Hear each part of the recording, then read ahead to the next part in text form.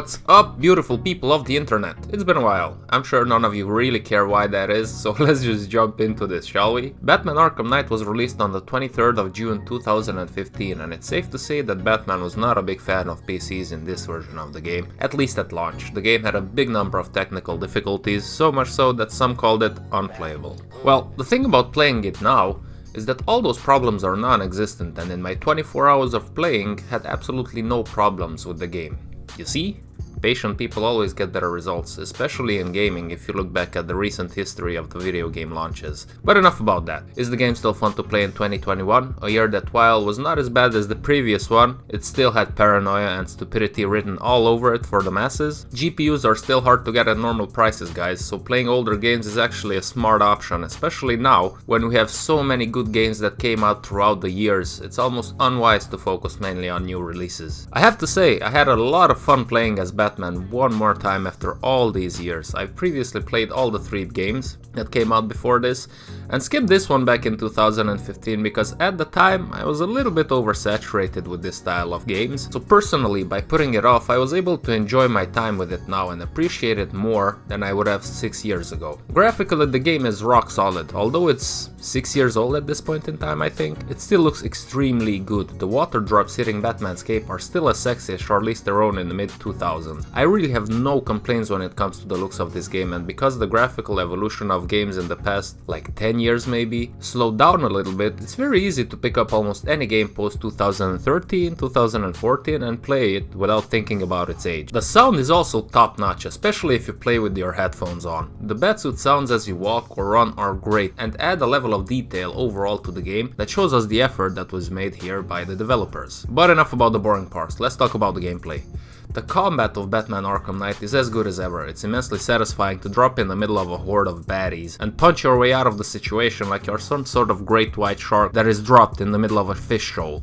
We all know how that scenario would end up looking like. The great thing about this game is that if you want, you can use your gadgets and silent takedowns to clear an area in a smart way. But we all know that's boring, so I ended up most of the times just dropping in like a big brute and kicking everybody's ass one punch at a time. For me, it was more enjoyable that way, but hey, the fact that you have options is always a plus in my eyes. Also, before I forget, be sure to uncap the game if you play it on the PC. The game is locked at 60 FPS and it feels a little bit clunky, but if you uncap it, it runs smoothly and in my humble opinion increases the quality of your time playing the game. Now, back to the gameplay. A major difference between this game and the previous ones is that you can finally play with the Batmobile. I remember some of the people complaining about it when it first came out, but for me personally it added to the experience. The controls for the Batmobile are quite intuitive and easy to learn after a few minutes of figuring everything out. And some of the combat scenarios that the game puts you in are genuinely intriguing, as it forces you to improvise and find new ways of taking out the opponents. You can also upgrade the Batmobile as you progress through the game with new gadgets, and while some of them you will barely use, it's still a welcomed addition to the overall experience of driving this urban tank that's capable of facing a countless wave of enemies.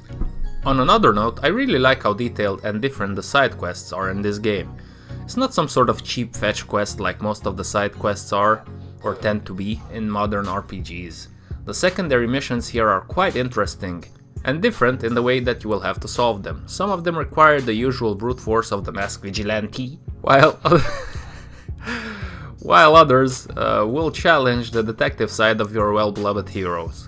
And that's one of the aspects that puts this game aside from other famous RPGs in my humble opinion. I came to appreciate a lot the effort that was made here for every single side quest to feel different and its own thing. Some of them require you to team up with your companions like Robin, Nightwing and Catwoman. And while in the team-ups you can play as one of those characters, I mainly stayed as Batman, because, well, it's freaking Batman, so everything else falls behind, guys. Come on, we all know that Batman is one of the greatest superheroes that does not even have any enhanced abilities. Well, besides the buckets of money that mommy and daddy left him. Oh, and by the way, Mad Hatter's rhymes are absolutely, positively fantastic. Well, you found him. Victim 3. You're homicidal, just like me. Look back on this and you will find how madness lurks in every mind.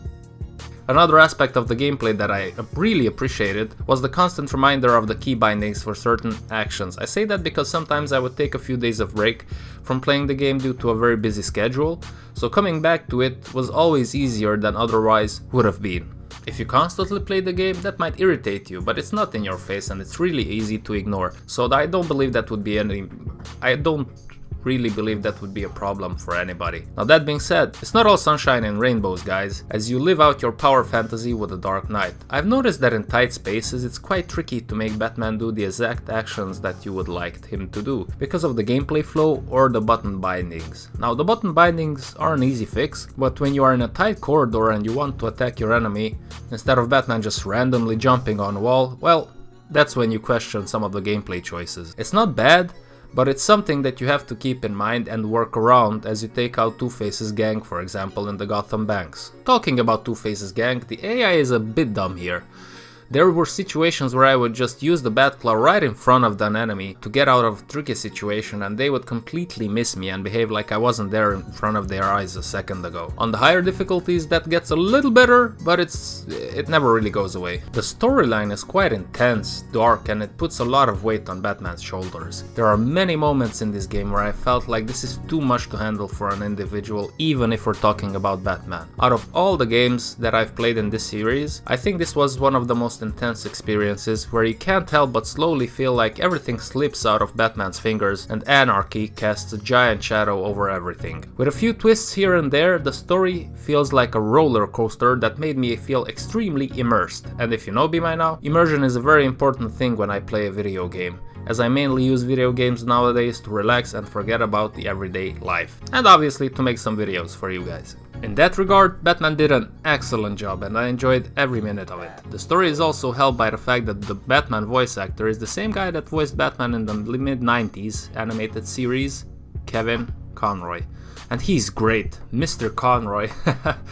Knocked it out of the park here. Also, without spoiling the previous games, I was amazed by how well the writers managed to shoehorn in the Joker into this tale of the Dark Knight. It's extremely smart and it makes a lot of sense with everything that's going on. And at the end of that part of the story, it was just fantastic to see what happens, and it reminds you why Batman is more badass than anything that this universe has ever experienced or produced. So realistically, I don't have a lot of bad things to say about this game, with one major exception. So without spoiling the ending, after everything is said and done, if you want to get the real ending of the game, you have to perform a number of extremely boring and dumb fetch quests. And that's something that made me stop playing the game. There was just no sense in doing that. I just hopped on YouTube, checked that ending, and that was that. Now, if you really like this game and its gameplay and want to spend more time with it, that's a fun way to do it, but for me, with limited playtime, it's a big no-no. Now, does that cancel what I said before about the storyline and the game in general? No, I just look at it as a way to put in some more hours in the game, in case that's something that you want to do after you've finished it. There are also DLC packs that allow you to play whole scenarios as different characters from the universe. That's another great value proposition for this game, and at this point in time, considering its price tag on Steam, which is 20 euros, I think it's a no-brainer to get the game with the DLCs and enjoy the full experience. Is it worth 20 euros? Absolutely, it will offer you a lot of hours of pure fun. Guys, thank you very much for watching this video. I had to take a break from making these as I had a lot of extra working hours in the past 2 months, so gaming was a real luxury for me. That being said, I'm here, I'm back. I wish everybody a lovely day. Feedback is always appreciated and encouraged, whether it's a like or a dislike or a comment. I truly appreciate you taking the time to offer your thoughts on my videos. Take care. Until next time, stay safe, stay clean, and stay strong.